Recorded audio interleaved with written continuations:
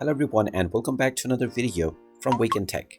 In this video, I'm going to show you how to log into your employee account with Fonts.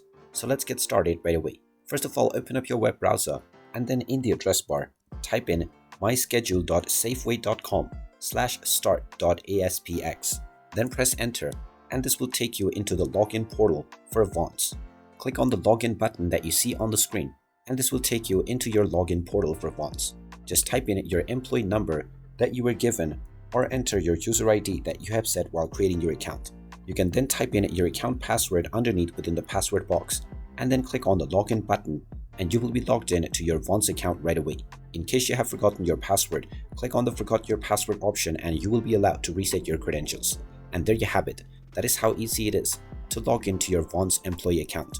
If you find this video helpful, make sure you hit that like button and subscribe to our channel if you haven't done so already. Also ring that notification bell to never miss another update from us. Thank you for watching and I will see you again in the next video.